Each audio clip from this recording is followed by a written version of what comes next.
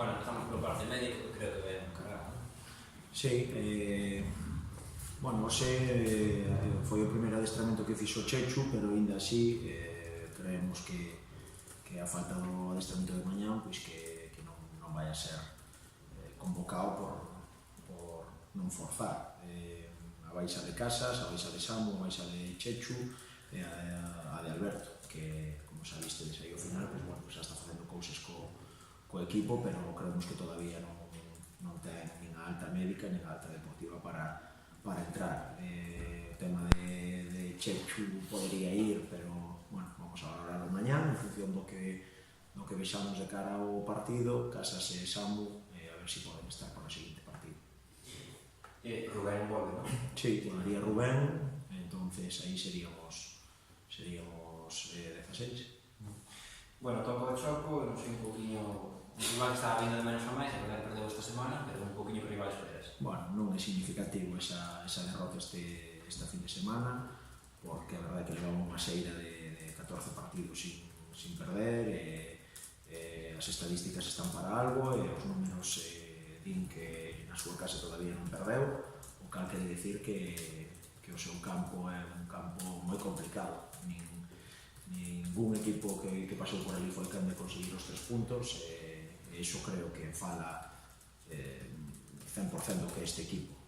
A primeira volta, cambio de adestrador esta tempada, despois de varios anos estando os irmáns Montes, cambio, plantean ou continúan o 80% dos xogadores da tempada pasada, xuntan xogadores de outros equipos e de categorías por debaixo de preferente, que a verdade é que aí en Choco sempre atinan cos xogadores a fichar, e aí están facendo unha segunda volta moi boa, con opcións de matemáticas todavía de meterse entre os 4 primeiros, e bueno, vai o Compostela, que sempre é un aliciente máis para calquer equipo, por lo tanto creo que son argumentos suficientes para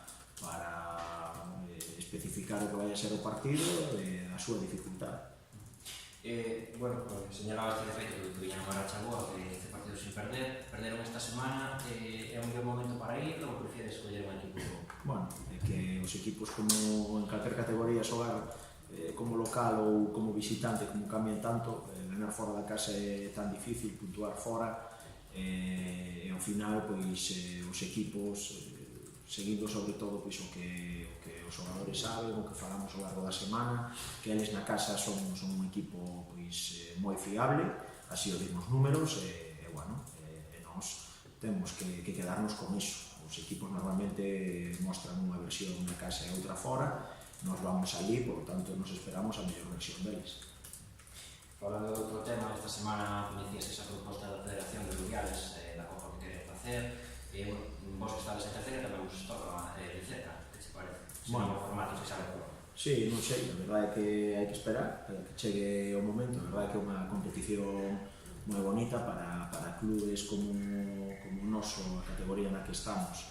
É certo que se os emparellamentos pois non son cercanos ou canto menos con rivais de certo nome para que poda sacar algo de beneficio, pois nos este ano, por exemplo, pois temos a experiencia, nos 2 viaxes prácticamente máis lonxe, as 2 esquinas de España, primeiro a Canarias e despois a Cataluña, non? Entonces é unha competición moi bonita, pero creo que hai que hilar fino a hora de, sobre todo, que sea máis beneficio para eses equipos humildes ou non profesionales, que sea unha contra ou unha losa para eles, tanto a nivel económico como despois a nivel deportivo.